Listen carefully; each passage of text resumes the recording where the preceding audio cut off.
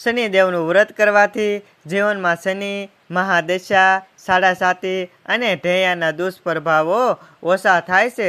સાથે સુખ, શાંતિ અને સમૃદ્ધિ પ્રાપ્ત થાય છે. અહીં શનિદેવના વ્રતની સંપૂર્ણ વિધિ, મહત્વ અને વ્રત કથા આપવામાં આવી છે. શનિદેવ વ્રત વિધિ અને દિવસ. આ વ્રત શનિવારથી શરૂ કરવામાં આવે છે. સતત 7, 12 કે 21 દિવસ સુધી આ વ્રત રાખવાનો સંકલ્પ લેવામાં આવે છે. સવારની પૂજા. શનિવારે સવારે વહેલા ઉઠી સ્નાન કરીને સ્વચ્છ કાળા કે લીલા રંગના વસ્ત્રો ધારણ કરવા. પીપળાના વૃક્ષના મૂળમાં જળ અર્પિત કરવું. સાંજની પૂજા. શનિદેવની પૂજા મુખ્યત્વે સાંજે કરવામાં આવે છે.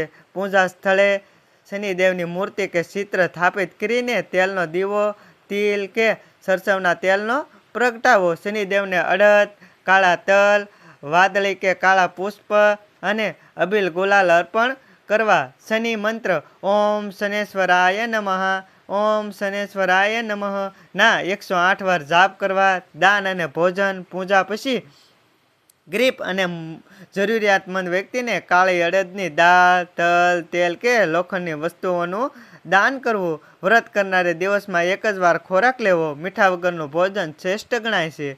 શનિદેવનો વ્રત કથા. એકવાર નવગ્રહો સૂર્ય, ચંદ્ર, મંગળ, બુધ, ગુરુ, શુક્ર, શનિ, રાહુ અને કેતુ વચ્ચે ચર્ચા થઈ કે તેમનામાં શ્રેષ્ઠ કોણ છે. કોઈ પરિણામ ન મળતા બધા ગ્રહો દેવરાજ ઇન્દ્ર પાસે ગયા. ઇન્દ્રદેવે કહ્યું, હું આ નિર્ણય કરી શકું નહીં, પરંતુ પૃથ્વી પર મહાન અને ન્યાયી રાજા વિક્રમાદિત્ય આ નિર્ણય કરી શકે છે. બધા ગ્રહો રાજા વિક્રમાદિત્ય પાસે પહોંચ્યા.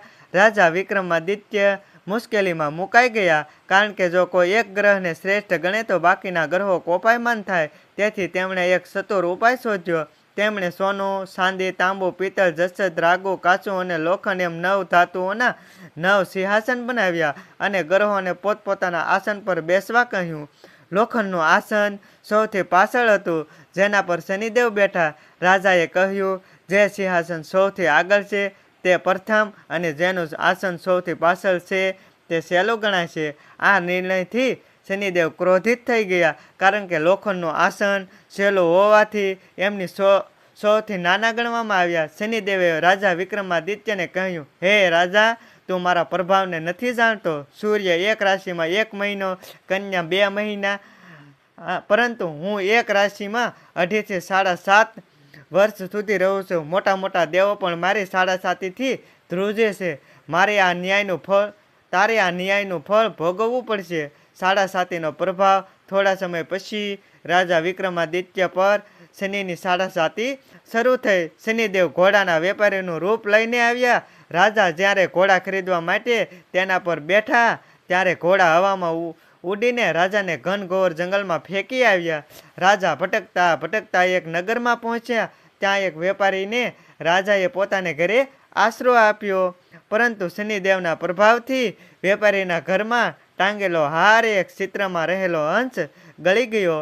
વેપારીએ રાજા પર ચોરીનો આરોપ લગાવ્યો અને ત્યાંના રાજાએ વિક્રમાદિત્યના હાથ પગ કાપી નાખવાની સજા કરી. હસ્તપાદહીન વિક્રમાદિત્યને એક તેલીએ પોતાના ઘરે રાખ્યા અને બળદ સાથે તેલની ઘાણી ચલાવવાનું કામ આપ્યું. રાજા ત્યાં દુઃખ ભોગવતા રહ્યા. મુક્તિ અને વરદાન. 7.5 વર્ષ પૂરા થવા આવ્યા ત્યારે એક સાંજે વિક્રમાદિત્ય દીપક રાગ ગાઈ રહ્યા હતા. તે જ સમયે શનિદેવ ત્યાં પ્રગટ થયા અને કહ્યું, રાજા વિક્રમાદિત્ય, હવે તને સમજાયું કે મારાથી મોટું કોઈ નથી. રાજા વિક્રમાદિત્યએ શનિદેવના શરણોમાં પડીને ક્ષમા માગી અને કહ્યું, હે શનિદેવ, તમે જે દુઃખ મને આપ્યું તેવું દુઃખ આ સંસારમાં બીજા કોઈને ન આપતા. શનિદેવ રાજાની નમ્રતા અને પશ્ચાતાપથી પ્રસન્ન થયા.